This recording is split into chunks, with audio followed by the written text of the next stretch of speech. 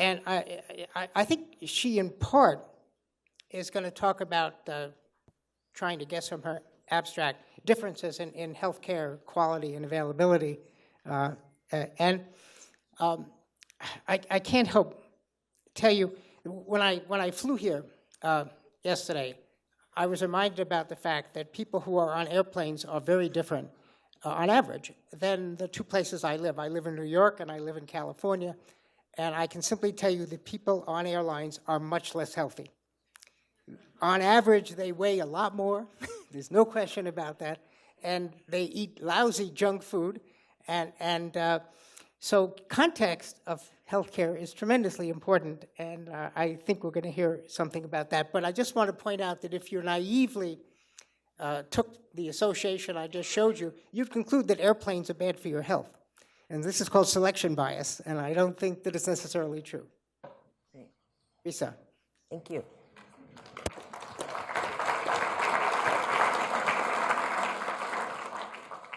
Well, while my slides are being set up, let me first of all thank Larry and Phyllis for inviting me to be here. It's clear that this symposium has taken off in the last 8 to 10 years as you've brought these incredible community of thinkers and doers together to connect science, sociology, to improve how we all live and our quality of life.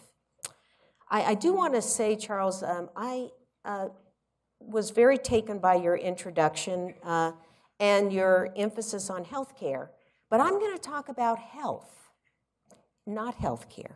And it's hard to follow Phyllis in that incredible presentation, but I think what I want to try to do is show you how what Coles is doing and what we're trying to think about, which is building a culture of health, are actually connected in the sense that we're trying to broaden the definition of what is included in health. So with a little luck, I now have a presentation that's about to come up, and I'll start telling you about why we think health is everything. I mean, you've heard that many times, haven't you? It's a cliche. Comes in one ear and sort of goes out of the other. But what if we actually started paying attention to the notion that health really is everything? Thank you. If you think about it as a concept, we would actually do things very differently in our society, and that would actually be pretty transformative.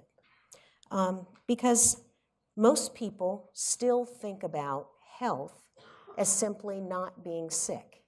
And in fact, we heard that a little bit in the Q&A related to Coles. People were talking about what we would need to be able to figure out what caused a disease. And I would say that in some ways the real power of Coles is to be able to figure out what makes people thrive, what makes people really be healthy, not just the absence of being sick. Because when you think about it that way, you realize that health really is the bedrock of personal fulfillment. It really is all about how we think about where we work and how we work and how we socialize and how we teach our children. It's also about how we plan our towns and our communities and what we want our streets to look like in our neighborhoods. And so when you start opening your eyes to health, you realize that there really is a multitude of things. All of these things influence our health and well-being. And you start thinking about the long list of other factors that go into how really health and being able to thrive, how broad that list is. Things like equity in our education, the things that were on Phyllis's slide, employment, the housing that we have, the quality of that housing, whether you have transportation and it's reliable, the amount of violence that you see directly and indirectly in your life. Drugs and drug dependency. And you're probably sitting there thinking about a whole bunch of other things as I'm giving this list. Maybe you're thinking about sleep. Maybe you're thinking about spirituality. So when you really start to think about health and the factors that go into it, you can see what I mean when I say health is everything. So what I want to talk about is how do we go about building a culture that really does believe and act as if everyone, individuals, families, communities, should have the basics to be healthy, to be really healthy, regardless of who they are, where they live, how much money they make. And I'm sure I don't need to remind you that when we talk about health care, we spend $3 trillion or thereabouts, give or take, a few billion on health care, and yet we are not the healthiest country by far in the world. We are at the point now when we look at mortality data, we are at the precipice, to use a phrase that Phyllis used earlier, of having the first generation that is going to live shorter and sicker than their parents' generation. So we say we're really focused on kids in this country, and yet we've got this statistic looming in our future. So let me show you a few statistics. A lot of people are shocked by this. About 70% of young adults would not be able to be recruited into the military because they're either too obese, don't have enough education, are too involved with drugs or our criminal justice system to be recruited. Or think about this troubling statistic.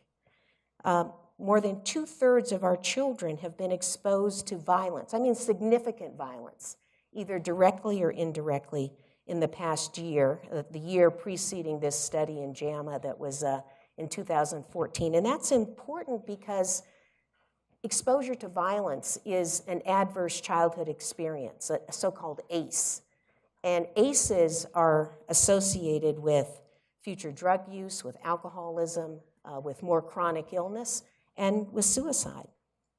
So these are just two examples that show that we've got to broaden our definition. And in fact, we've got to have a definition that includes equity.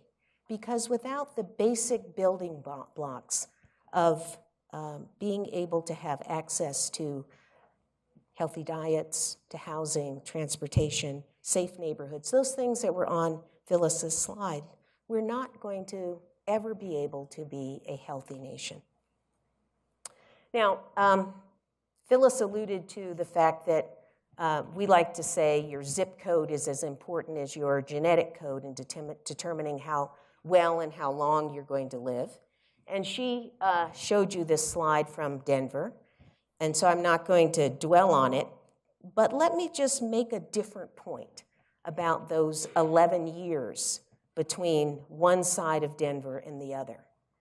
The neighborhoods are very different, but the point I want to make is a human one. Those 11 years mean the difference between possibly knowing your grandchildren or not. They are 11 years of professional productivity, of anniversaries and birthdays, and all of the important things in life that we sometimes can't measure between two groups of people. And let me show you, just to make the point, another neighborhood. This is Philadelphia, where I live. And in the part of the map down there by the Liberty Bell, that's Old City. You can see that the life expectancy there is about 88 years. And up at the top left, in the Strawberry Mansion part of Philadelphia, the life expectancy is 20 years less. And the distance between those two neighborhoods is only about 5 miles. On an ambitious day, I walk between the two neighborhoods, and I can tell you that they are worlds apart in terms of the availability of the basics that people need to be healthy. And I could show you maps from Chicago or Las Vegas or Phoenix and rural areas as well, where the difference in life expectancy over a very short geographic distance is 15, 20, 25 years. So there are neighborhoods all across America where parents are afraid to let their kids go out and play or walk to school. And when they get to school, the playground is, chewed up asphalt. There aren't any monkey bars or swings and slides and opportunities for kids to play and learn the power and the creativity that comes with just playing. And they live in neighborhoods where liquor stores are more prevalent than grocery stores, and it's not an exaggeration to say it's easier to buy a gun than to buy the kind of high-quality, fresh food that all of us take for granted in our neighborhoods. So when I say we want to build a culture of health, what do we really mean? I've been talking about this now for 3 or so years, and usually when I start putting that phrase up, I can see people's eyes going back and forth, and they're trying to figure out, what does she really mean by a culture of health? Because if you look at Webster's dictionary, they will say that culture was one of the words of the year a few years ago, because we use it in so many different ways. We talk about culture in terms of music and our heritage and history and so on, but I'm really talking about it the way Larry is talking about it over here, in terms of sociology. I'm talking about culture very simply as the way we do things around here, the way we do things in our family, the way we do things in our neighborhood, the way we do things in our workplace or in our nation. And starting to recognize that health should be an essential part of how we think about that.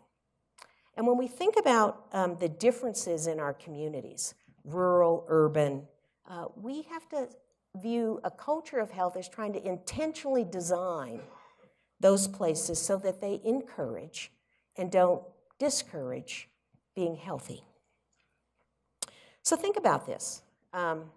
What if the people in communities, educators, investors, corporate leaders, health professionals, but also architects and policymakers and people in law enforcement, intentionally thought about what they could do to promote health and well-being?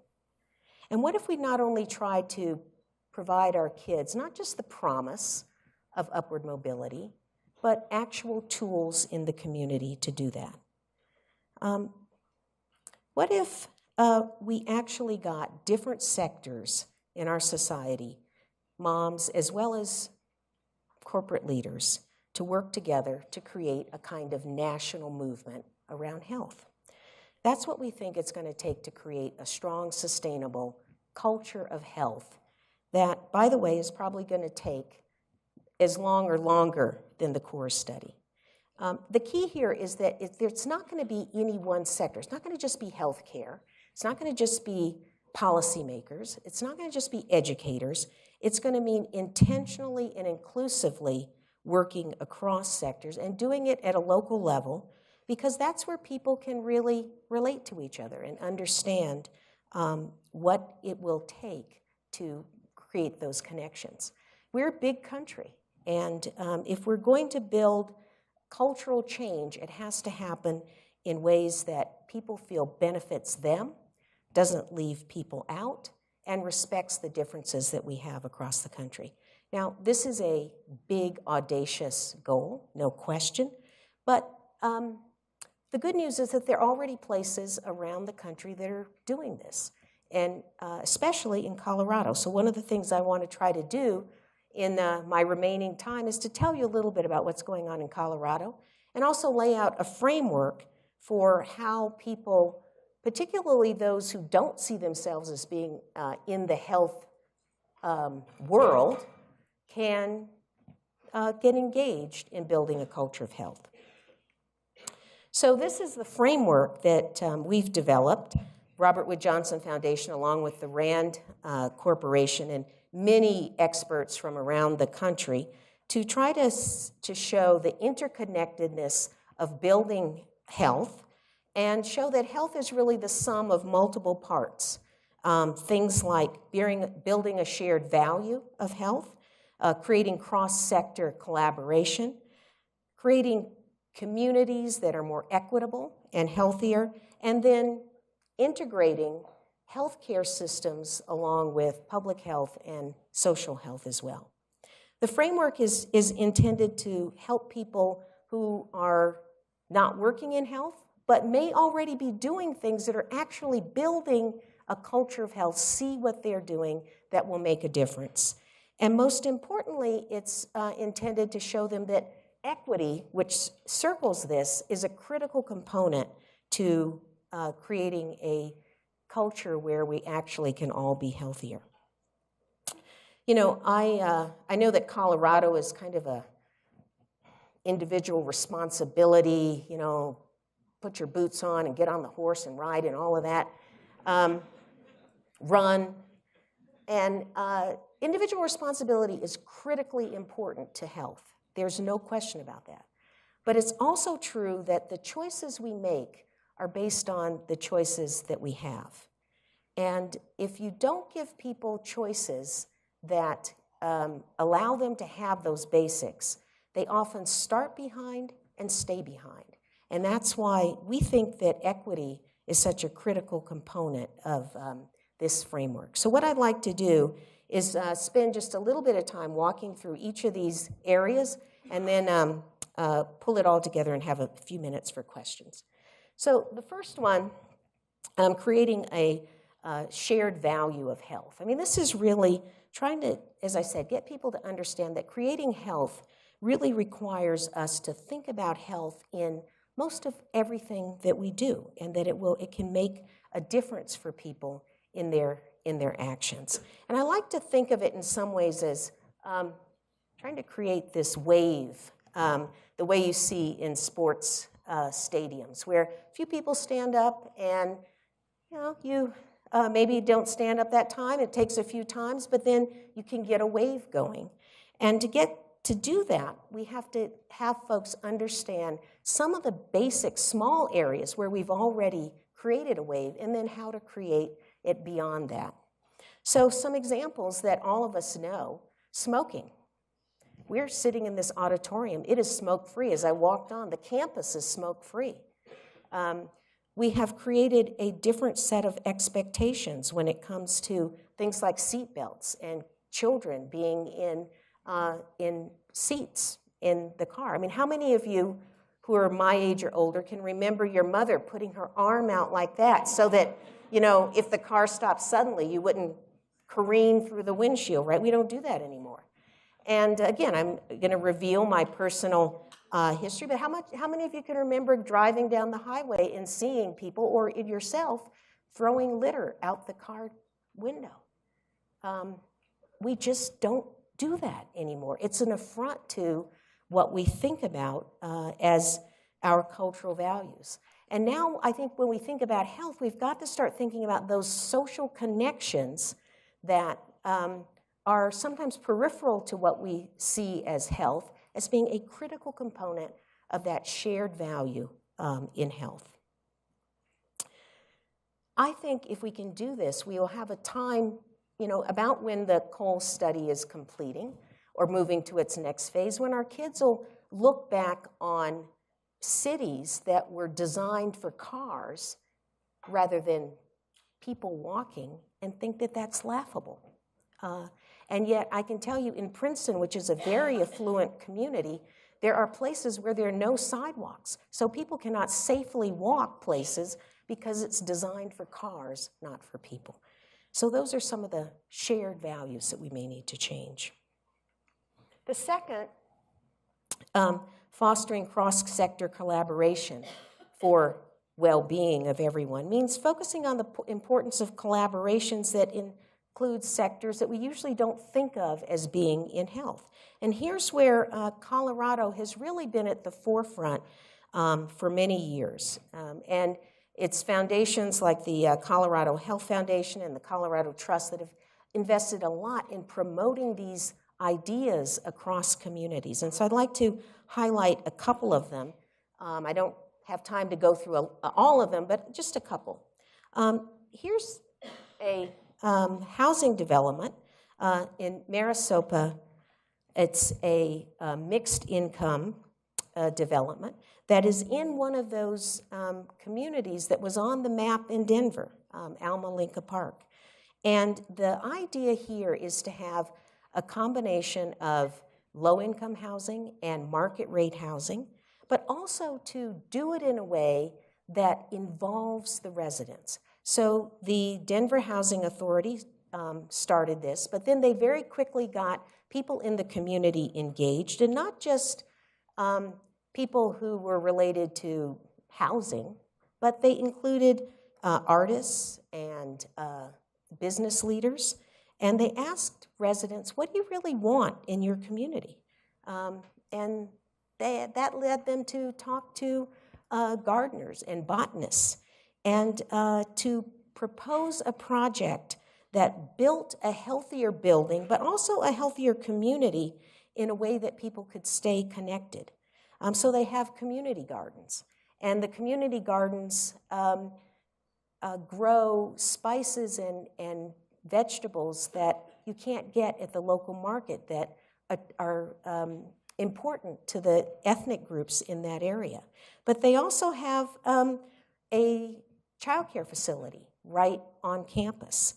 They have a nonprofit called Bikes Together that sells refurbished bikes. And if you are a kid in that area and your parents can't afford to buy a bike for you, you can volunteer at the repair studio for the bikes and get points that will allow you to get your own bike. If you are interested in culinary arts, there's a group of chefs who come in and teach the kids how to cook healthy. And the housing complex, which has a couple of different buildings, one of which has this central chandelier in it and staircase that you can sort of see at the bottom, that encourages people to use the stairs. So how does it encourage people to use the stairs? Well, on the handrails, there are little trigger points as you walk up that will set off rainforests and animals running on those chandeliers. And you can actually play a tune on the stairs. And for the little kids, they can hear stories as they walk up. So you can imagine how a project like this, which is clearly cutting across sectors and across professions, could be the beginning of a gold standard for how we think about people living different incomes, different ways of wanting to interact, but having a real sense of community that builds health. So let's move on to Action Area 3. And that builds on Action Area 2, which is, and here what we're really talking about is creating communities that are more equitable and healthier by intentionally working on improving the environment for residents where they, like we like to say, live, learn, work, and play. And the project I want to tell you about here is one called Invest Health, where we've looked at small cities between 150 and 500,000 population, because these size cities, they have the same challenges that everybody else has. They often will tell you they don't have the same financial resources, but they have something that other larger places often don't have, which is connections to one another that are closer. And so we've funded a project that tries to bring together leaders from across sectors who are willing to work in teams to work on the infrastructure, the built environment, the things that aren't really that often sexy when you think about improving health, but make a huge difference, like how many green spaces are available, or whether or not there are actually the right kinds of services in a community, and to use a data-driven approach. What is actually being used in different places, sensors around the city to know where people are using different things, where they're walking, where they're not walking, where there's lighting, where there's not, to build environments that can be healthier. And here again, we have a couple of communities in Colorado that have gotten interested in this, Pueblo and Westminster County. This is a project that's just getting underway. It's looking at 50 cities around the country. But the idea here is equitable communities with leaders across sectors that are willing to get engaged. And then finally, let me talk about integrating the healthcare delivery system and all of the other things around it.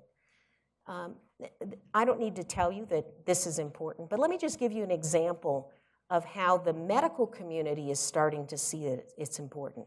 The American Academy of Pediatrics has now recommended that clinicians screen for poverty by asking every family, do you have a difficult time making ends meet at the end of the month? And then if they do, to start connecting those families with the things that they need to make ends meet. It's a critical change in thinking in the healthcare environment about what your responsibility is. It's not just what's in the four walls of the healthcare institution, but it goes beyond that. And we have an obligation in this action area to bring in those other factors like big data, large data analytics, in order to make a difference. And I think this is where the core study is going to be transformational, because it will tell us not only what we are doing in the biological realm, but connect it much more broadly. So what do we all hope to accomplish with this? Well, it's not just about the connections, about actually trying to improve the outcome, better population health, so that in 10 years, the U.S. won't be at the bottom of all of the developed countries in terms of life expectancy and quality of life, but we'll be more at the top. It's not going to happen overnight, but one of the things that we've been trying to do at the Robert Wood Johnson Foundation is to ask ourselves, what are some of the communities that are really getting this right, that may not be as the healthiest places in the world, but they're trying to take on this framework or framework like it and make a difference. And they're all around the country. There's some in New Mexico and in Appalachia and in the South, the Bronx. And what I want to do now is just show you a video of a place called Spartanburg in South Carolina that has done this. So if I can...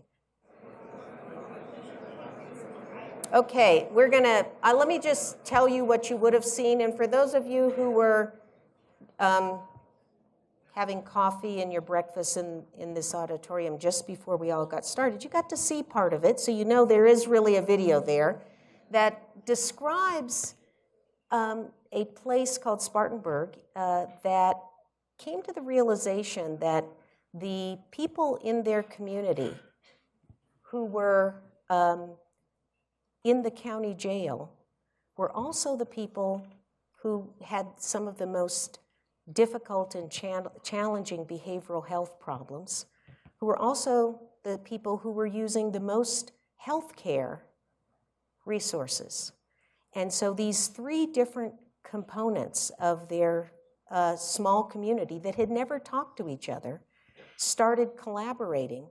And over the course of a very short period of time, as in a couple of years, they were able to change the relationships so that not only were people having fewer behavioral health incidents that got them locked up in the county jail, but those folks were then not going to the emergency room and using lots and lots of emergency care services, which are the most expensive services that we can use. So the point here is that when we come together and integrate the healthcare, the social services, and the people in the community, we actually can make a difference in a way that moves us from not just being sick, but to being healthier. And I guess the thing I want to end with, being in Colorado and being in a state that is one of the healthiest, and in a state that has so many interesting programs at a community level, but has never really come together to compete for one of these prizes, is to throw a challenge out to all of you to try to go back to your communities, particularly here in Colorado, but beyond, and ask yourselves, what can we do from our perspective, from our vantage point, from our set of values and professions to raise your voices, get involved in areas that will follow this framework and help create health, but will also help people join together and build new relationships and connections so that we can promote a culture of health.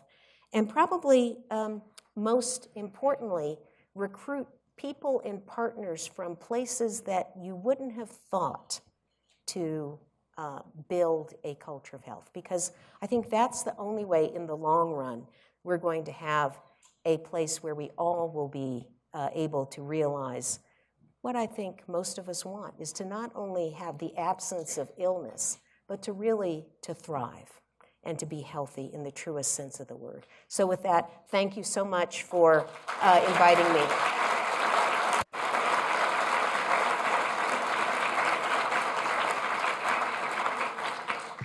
Thank you very much, Risa. We do have time for questions, quite a bit, so welcome questions from the floor. Again, hi, but let's get the mics, that's the rule. This is a question for both you and Phyllis. Have either of you taken your maps of Denver and Philadelphia, subtracted the people who were killed by guns or firearms, and then recalculated the distribution by neighborhood of average life expectancy? So if I'm understanding the question is, have we taken violence from handguns or other out of the... Take the whole population of the city, you eliminate everybody who was killed by guns, and then you recalculate the distribution of life expectancy. I can tell you that we have not done that. But if you look at, and you can go on the website and dive deeply into the proportions of these various health factors, behaviors, access to health care that account for the differences in life expectancy in different parts of the city. And the things that are most predictive are not violence like that. There's these other factors like housing, access to clean air, things like that, that disproportionately make it up. But it's a very important point. And one of the things that we've now been collecting this data for about 5 years, and every year we release it, and every year different counties ask for ways to analyze the data differently, and we make it available so a particular county could do that. Question right here. Yes, thank you, Dr. Mourey, Risa. Risa, it's a lot easier to say. Risa. I'm Christopher. My question has to do with regards to emergency room, but let me kind of preface it real quick, if I may. I know with doing a little bit of calling around, some of the freestanding emergency rooms are kind of something that's coming into the system, and, along with urgent care. And some years back, I had taken a high fall, and I had gone to the emergency room, and unfortunately, I was kind of between insurance at the time. Mm-hmm. And they released me in the morning saying that nothing was broken, and I was kind of standing out in the parking lot trying to figure out how to. I have an old Riviera, and I was trying to bend to get into my car. I'm kind of a tall person. Anyways, end up just about kind of knocking myself out because kind of buckled at the waist because my pelvis was broken in a few places and my wrist was badly broken. But anyways, long story short is, do you kind of see an improvement with the Obamacare, the Affordable Care Act, as far as treatment for uninsured in the emergency room? And even, is that even the real, I mean, you would think that would be the right place to go, but is now with the new legislation coming online, is it going to be getting better or is it going to be getting worse? Because obviously a lot of people, as you're aware, are kind of dependent on having to go to the emergency room. Most people nowadays don't really have a main doctor like we did in the old days. We have primary care doctors or internal medicine doctors, as most ER doctors are, but they're really not that well trained. So I guess that's what I'm trying to say. So thank you much for your time. Okay, so let me just paraphrase the question a bit. I think what you're saying is, what have we learned about the quality of care in emergency rooms or urgent care, and has there been an impact, a positive impact on the quality of that care, particularly for the uninsured or the uninsured? Has there been an impact as a result of the Affordable Care Act? And I think that the data is pretty unequivocal on that. That if you were uninsured and you now are insured, you have better access to not just emergency care and urgent care, but more, and part of the reason for that is it's more timely. People are more likely to go appropriately, number one. Number two, the number of primary care visits among people who are insured has gone up, who didn't have insurance before. And this is the thing that I think is really important when you think about what I was talking about, the absence of illness and well-being. The sense of financial ruin or potential financial doom is something that people don't worry about as much. That, I think, those are pretty clear. What's less clear is if you were already insured and you had to change your insurance as a result of it, what the impact of that has been. And but now, whether it's had an impact on the quality of care delivered in the emergency room, I don't think anyone has really looked at that, or not that I know of. Thank you for your presentation and your good work at the Robert Wood Johnson Foundation. I'm curious if you're seeing any models of greater engagement or empowerment of populations such that they're embracing this culture of health and we're seeing these disparities be decreased. Yes. And, you know, we've now funded 27 prize communities that are embracing in different ways levels of engagement across the community that are leading to improvements. And those 27 are winnowed down from about 300 that are applying for the prize. So those are just the ones that we're tracking. There are also about 30 communities that we're studying intensively, not giving them a prize or anything. They've just agreed to participate in a longitudinal study to see what they're doing. We're calling them sentinel communities. Some are whole states like Maine. Others are smaller communities around the country where people are actually engaged. And one of the things I will just, it's not so much something that we're studying, but, and it wasn't really thought of as a health study initially, but I'm going to just highlight some of the work that Raj Chetty is doing on social mobility, because when you look at communities where there's a good deal of social mobility, there's also a very high index of health in those communities. And so basically, in a nutshell, how many of you know Raj Chetty's work? Okay, so I'll just brief, in a nutshell, what he did was he's looked at income data from the IRS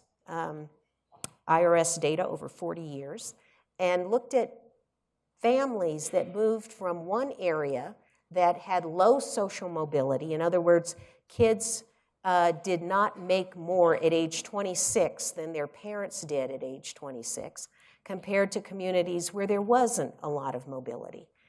And he's found a number of factors that differentiate those kinds of communities. One, I said, was the more mobile communities are healthier, but they also have things you would expect, job opportunity, good education, but some things that you might not expect, like great social connections and engagement, civic engagement. And so that's getting us to think about some of these other factors and how you promote that in a community, because it seems like that will create many benefits that we say are core to our values in this country. Yeah, again, I'm going to take Give me the the hook. moderator's prerogative of taking the last question. And so it's a difficult question. Again, I'm sorry. And it's inspired, Larry always talks about what he's been reading. And so my question is inspired by Lionel Shriver's latest novel, The Mandibles, which is fantastic and describes a society 25 years from now. Oh, The Mandibles by Lionel Shriver, a novel published this year. It describes a society 25 years from now where the U.S. has had an economic collapse. Everybody's income is leveled, so there's no economic disparities anymore. And 70% of the GDP is consumed by health care of the elderly. Okay? Now, you and Phyllis also use lifespan as metric, and I think that's a loaded gun. Sorry about the analogy. And I think it's the wrong metric, okay? We can't afford to have most of the population dying of Alzheimer's and type 2 diabetes, which are frightfully expensive to manage, or we'll get into the disastrous situation that Lionel Shriver describes. So how do you, I can understand with what you're proposing, which I love, that you're going to deal with type 2 diabetes. But if you get our lifespan up to 80 or 90, the projections are that half the people will have Alzheimer's. What are you going to do about that? Well, I would go back to one of the slides that Larry showed, which was 2 graphs of age and quality of life. My favorite of Larry's slides. As a geriatrician, it's my favorite all-time slide, because that's what we aspire to, is squaring off that curve. And I think that everyone is going to have to die of something. We know that. That's far, right? Probably that's not going to change. But to be able to square that curve off, and I think that it's never going to be totally square, but even in Alzheimer's disease, and I'm speaking as a geriatrician who made house calls and tried to keep people in their homes with Alzheimer's disease, the big costs are often institutional care and care in high-tech settings like intensive care units, when the preferred care that most people that I've talked to in 25 years of being a geriatrician would say they want is to be at home in a relatively low-tech, relatively not expensive place, which wouldn't cost 70% of the GDP. That's a great answer. Thanks. Okay.